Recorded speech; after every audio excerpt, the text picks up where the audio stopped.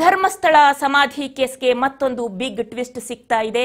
SIT ತಂಡದ ಎದುರು ಅನಾಮಯಿಕ ವ್ಯಕ್ತಿ ಹಾಜರಾಗಿ ಬುರುಡೆ ಸಾಕ್ಷ್ಯದ ಬಗ್ಗೆ ಗಂಭೀರವಾದಂತಹ ತನಿಖೆ ಆರಂಭ ಆಗಿದೆ.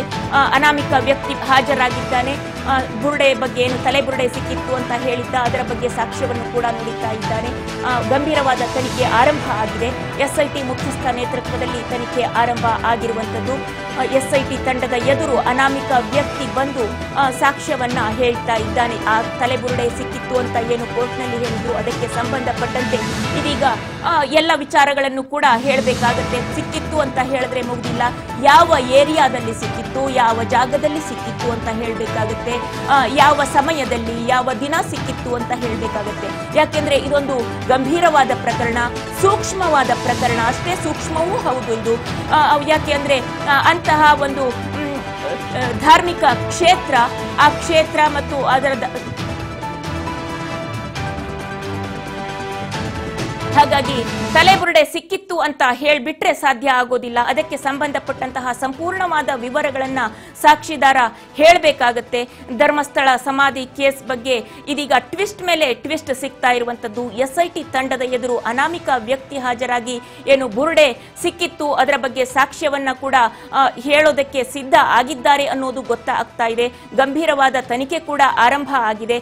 ಈ ಸಂದರ್ಭದಲ್ಲಿ ಎಸ್ಐಟಿ ತಂಡದ ಎದುರು ಸಂಪೂರ್ಣವಾಗಿ ವಿವರಗಳನ್ನ ಸಾಕ್ಷಿಯನ್ನ ನುಡಿದಂತಹ ವ್ಯಕ್ತಿ ನೀಡಬೇಕಾಗುತ್ತೆ. ಎಲ್ಲಿ ಸಿಕ್ಕಿತ್ತು, ಯಾವಾಗ ಸಿಕ್ಕಿತ್ತು, ಈ ಎಲ್ಲ ವಿಚಾರಗಳನ್ನ ಅವರು ಹೇಳಬೇಕಾಗುತ್ತೆ.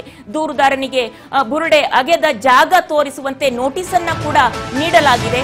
ಅನಾಮಿಕ ಕೊಟ್ಟಂತಹ ಬುರುಡೆ ಟ್ರೇಸ್ಗೆ ಅಧಿಕಾರಿಗಳು ಇದೀಗ ಸಿದ್ಧತೆಯನ್ನ ಮಾಡಿಕೊಳ್ತಾ ಇದ್ದಾರೆ. ಬುರುಡೆ ಏನು ತಲೆಬುರುಡೆ ಸಿಕ್ಕಿತ್ತು ಅಂತ ಹೇಳಿದ್ರು, ಆ ಬುರುಡೆ ಅಗೆದ ಜಾಗವನ್ನ ತೋರಿಸುವಂತೆ ನೋಟಿಸ್ ಅನ್ನ ನೀಡಲಾಗಿದೆ.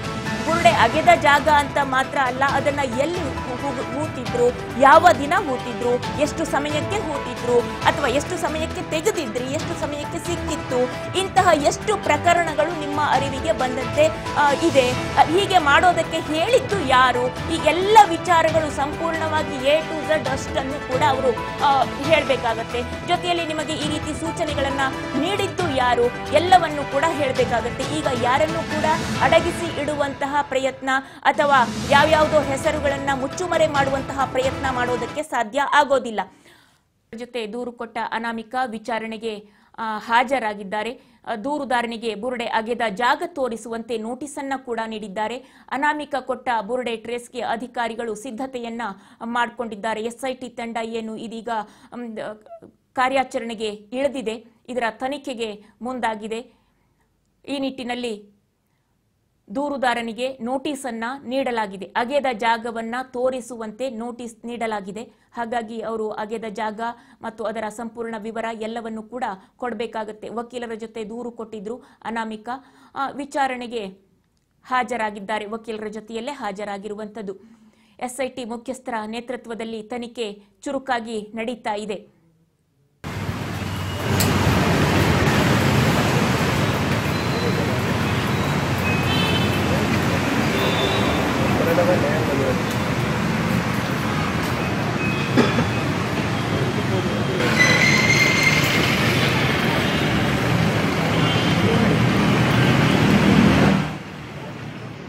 ಧರ್ಮಸ್ಥಳದ ಪೊಲೀಸ್ ಠಾಣಾ ವ್ಯಾಪ್ತಿಯಲ್ಲಿ ನಡೆದಿದೆ ಎನ್ನಲಾದಂತಹ ಅಪರಾಧ ಕೃತ್ಯಗಳಿಗೆ ಸಂಬಂಧಿಸಿ ತನಿಖೆ ನಡೆಸುವುದಕ್ಕೆ ರಾಜ್ಯ ಸರ್ಕಾರ ನಿಯೋಜಿಸಿದ ವಿಶೇಷ ತನಿಖಾ ತಂಡ ಎದುರು ದೂರುದಾರ ಇವತ್ತು ಹಾಜರಾಗಿದ್ದಾನೆ. ಕದ್ರಿಯಲ್ಲಿರುವ ಐಬಿ ಕಚೇರಿಯಲ್ಲಿ ತೆರೆದಿರುವಂತಹ ಎಸ್ಐಟಿ ಕಚೇರಿಗೆ ದೂರುದಾರ ತನ್ನ ಪರ ವಕೀಲರ ಜೊತೆಯಲ್ಲಿ ಆಗಮಿಸಿದ್ದಾನೆ. ಹಾಗೆಯೇ ಡಿಐಜಿ ಎಂಎನ್ ಅನುಚೇತ್ ಸಮ್ಮುಖದಲ್ಲಿ ದೂರುದಾರನ ವಿಚಾರಣೆ ನಡೆಯುವ ಸಾಧ್ಯತೆ ಕೂಡ ಇದೆ. ವಿಚಾರಣೆಗೆ ಎಸ್ಐಟಿ ಅಧಿಕಾರಿಗಳು ಸಿದ್ಧತೆಯನ್ನ ಮಾಡಿಕೊಂಡಿದ್ದಾರೆ. ಧರ್ಮಸ್ಥಳ ಪೊಲೀಸ್ ಠಾಣಾ ವ್ಯಾಪ್ತಿಯಲ್ಲಿ ನಡೆದಿದೆ ಎನ್ನಲಾದಂತಹ ಅಪರಾಧ ಕೃತ್ಯಗಳಿಗೆ ಸಂಬಂಧಿಸಿ ತನಿಖೆಗೆ ರಾಜ್ಯ ಸರ್ಕಾರ ಆಂತರಿಕ ಭದ್ರತಾ ವಿಭಾಗದ ಪೊಲೀಸ್ ಮಹಾನಿರ್ದೇಶಕ ಪ್ರಣವ್ ಮೊಹಾಂತಿ ನೇತೃತ್ವದಲ್ಲಿ ವಿಶೇಷ ತನಿಖಾ ತಂಡವನ್ನು ರಚಿಸಿದೆ.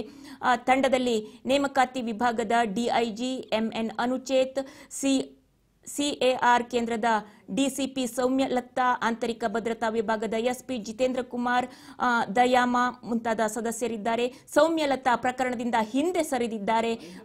ಇದೀಗ ಏನು ವಕೀಲರ ಜೊತೆಯಲ್ಲಿ ದೂರು ಕೊಟ್ಟ ಅನಾಮಿಕ ವಿಚಾರಣೆಗೆ ಹಾಜರಾಗಿದ್ದಾನೆ. ದೂರುದಾರನಿಗೆ ಬುರುಡೆ ಅಗೆದ ಜಾಗ ತೋರಿಸುವಂತೆ ನೋಟಿಸ್ ನೀಡಲಾಗಿದೆ.